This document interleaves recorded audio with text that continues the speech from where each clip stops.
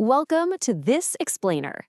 Today, we're diving headfirst into a literal ticking clock thriller. It's the absolutely wild, true story of how a 20-year-old stenographer totally saved one of history's greatest novelists from complete and utter professional ruin. I mean, imagine the pressure, right? Your entire life's work, your legacy, your actual freedom, all hanging by a thread, waiting on a single deadline. That is exactly where our story kicks off. But first, who was she? It's kind of crazy, but that's the question the world has mostly forgotten to ask. Her name was Anna Dostoevskaya. At just 20 years old, this mysterious, incredibly strong-willed young woman walked right into the life of a man teetering on the absolute edge of despair. It was a fateful encounter that, literally, permanently altered the course of world literature. But at the time, she was just walking straight into a massive crisis. Here's the setup. Fyodor Dostoevsky had exactly 1 month, one single month, to write an entire brand new novel called The Gambler. By November 1st, 1866, the whole thing had to be finished. But here is the truly terrifying part. As that clock started ticking, he hadn't written a single word yet. Nothing. Zero. And here is the brutal trap he was caught in. If Dostoevsky actually pulls off a miracle and succeeds, he just gets a meager chance to survive his crushing debts. Not exactly a big win, but if he misses that November 1st deadline by even a single minute, a crooked contract kicks in.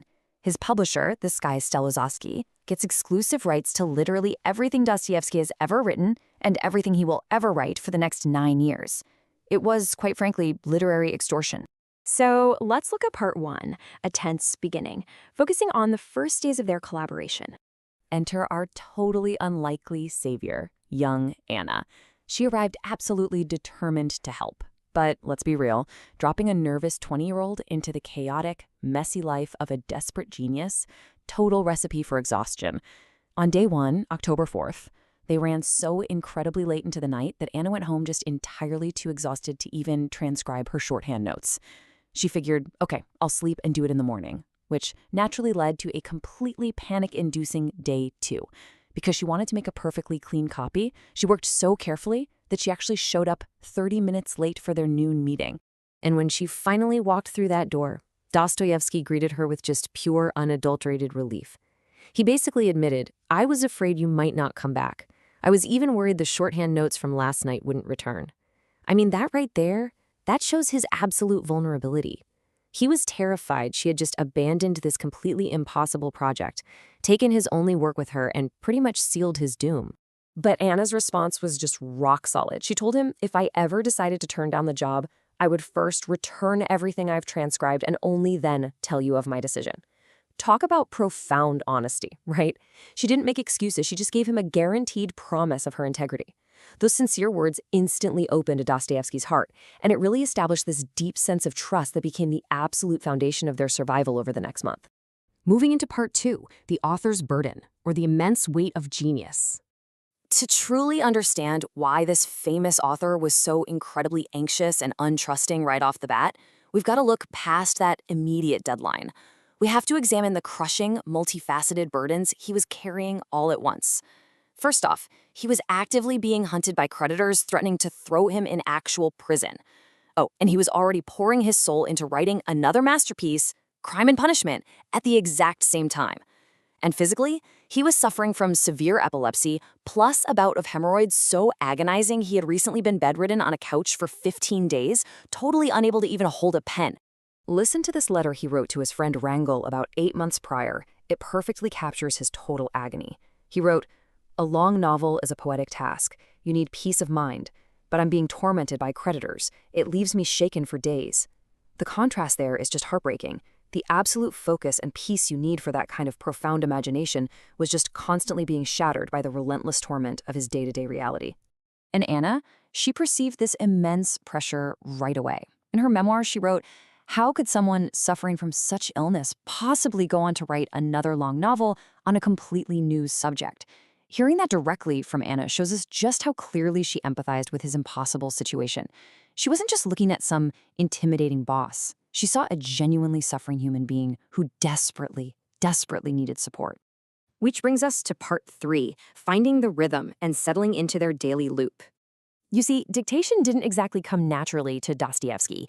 He would pause mid-sentence, fall deep into thought, need frequent breaks.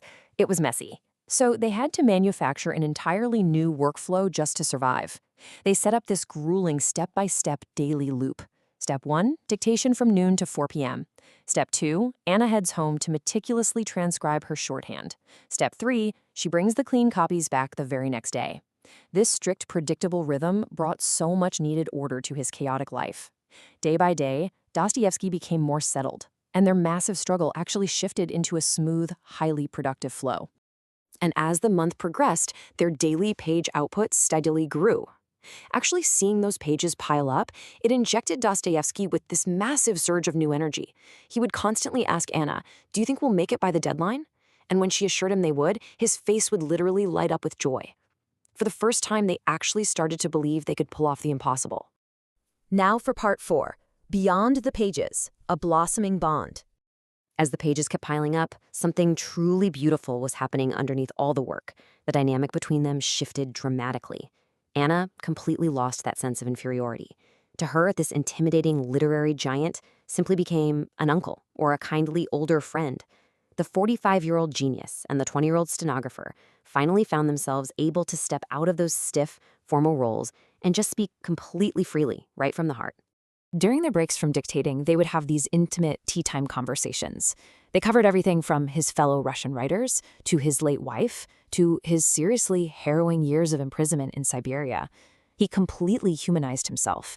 He was sharing these incredible, vulnerable stories with a warm, totally trustworthy young woman who clearly had a rare depth to her. And they didn't just talk about their pasts either. They actively debated the characters in the novel they were writing, the gambler, basically treating them like real people, finding enemies and allies among them. Whenever Anna disliked a character, Dostoevsky would brilliantly explain the deep contradictions and inner struggles buried within them. He was literally sharing his extraordinary insight into the vast complexity of human nature right there in his study with her. But we have to talk about part 5, the looming trap as November 1st approaches. It really seemed like they had finally found their rhythm, right? But in a high-stakes race against time, you can literally never let your guard down. Just as that November 1st deadline arrives, the predatory publisher, Stellovsky, executes a final, entirely unexpected maneuver. He realizes, wait, Dostoevsky might actually finish this novel, so he sets a devastating trap right at the finish line. A final move guaranteed to make Dostoevsky to fault on the contract, so Stellovsky can steal his legacy forever. So the deadline is here and a final trap is set. We've seen this incredible bond form under the most crushing pressure imaginable. But I want to leave you with this final provocative question. How on earth will this completely unlikely duo face this together and survive Stellovsky's last desperate strike? Thank you so much for joining me for this explainer, and I really hope this unbelievable piece of literary history leaves you wanting to uncover exactly how the rest of the story unfolds.